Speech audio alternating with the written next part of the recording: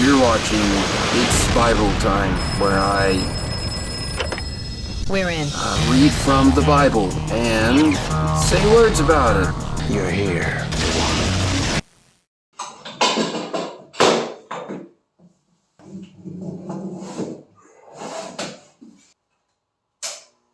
So, throughout the Old Testament, this is the Jews, right there. Let's say those are the Jews, and this is the oppression and slavery and hardship and all the things, the escaping of slavery and tyranny and everything like that. And so the Jews are the good, looking for the betterment within the slavery. And right, you get the idea.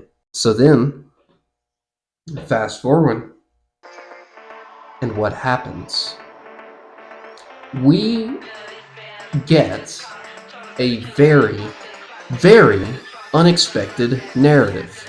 That narrative is that of Jesus Christ, who was thought to have been a militia, military type individual who was completely on the side of the religious elite, who would go with the flow, who would save the Jews, and the Jews would love him. No, what they get is they get a medicine man, not a warrior, riding on a donkey and not a horse. Some celebrity feeding hungry people, not an actual solution according to the Jewish people. Not all of them, but enough to get them killed.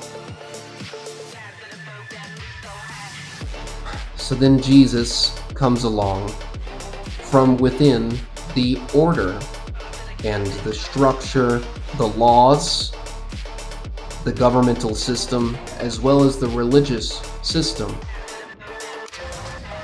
We go from here to here, and then Jesus is the yin within the yang, if I'm saying that correctly, becoming a harsh critic of Jewish interpretation of law, Jewish interpretation of living, and rendering of scripture, and ways of being, that all of the order that was created from the oppression of slavery has become the very thing in which begins to enslave the protagonist, Jesus, who, instead of running a harsh criticism of the Roman occupation, goes after his own people, goes after his own church, his own government. Fast forward, that same narrative infiltrates the Roman occupation, infiltrates the Romans.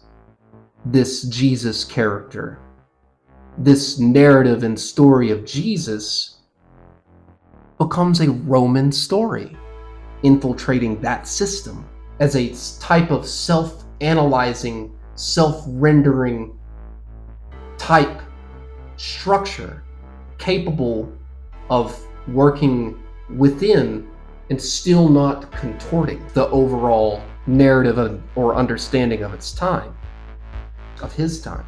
So then Jesus becomes the chaos, the dark, the evil, the bad guy from within all of the good. And this is explicitly from within the narrative. The dude goes and flips all the church's stuff, flips all of their things, gets himself prosecuted under the law, and then murdered happily, handed over by the church into the hands of people who would take care of him. Jesus became, although simultaneously the hero, which was not evident at the time, was the villain, was the shadow, was the bad, was the chaos from within the order.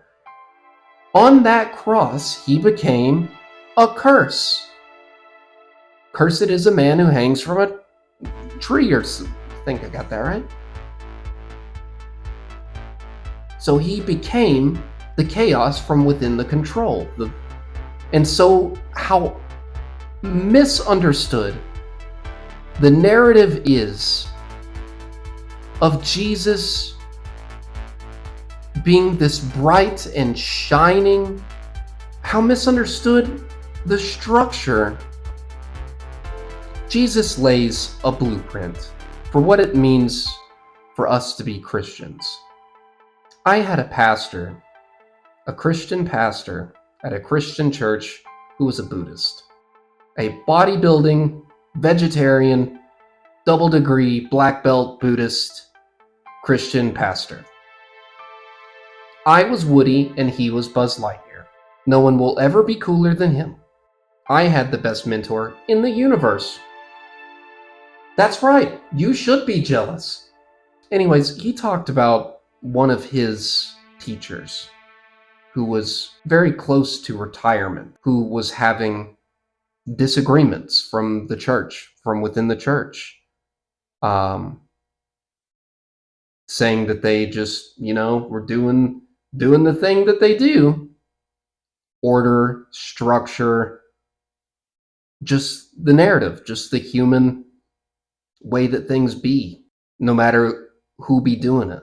Some just gonna be happening, so you want it to be happening the best way, and there's just no avoiding it. So anyways, this dude is pretty close to retirement, and instead of, he did the whole Jesus thing. He did the whole, it was just like, this is just what we do. This is just like the Christian thing. I'm gonna quit and tell everybody what they need to hear. I have no idea who this guy is, but I remember Mark talking about it and it just being like, this is just what we Christians be doing type deal. So anyways, Christians in their culture, they think they're this. They think they're the bright, shining, orderly figure from within the cold, oppressive culture of heathens and wrongdoers, when it is very much within our narrative structure that no, we are the thing that goes within the order and the structure and works from within it, and then gets eaten by it and transforms the order.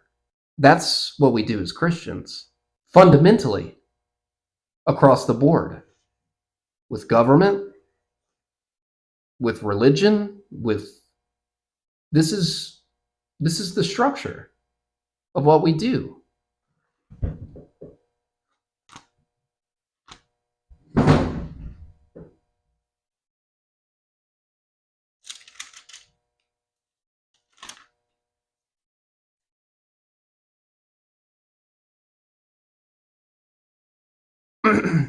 This is Isaiah 45:7. God. I form the light and create darkness. I bring prosperity and create disaster. I, the Lord, do all these things. You, heavens above, rain down my righteousness. Let the clouds shower it down.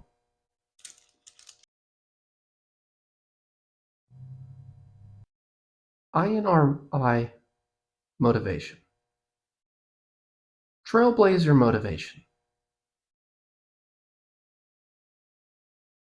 It's definitely a thing. That's definitely a thing.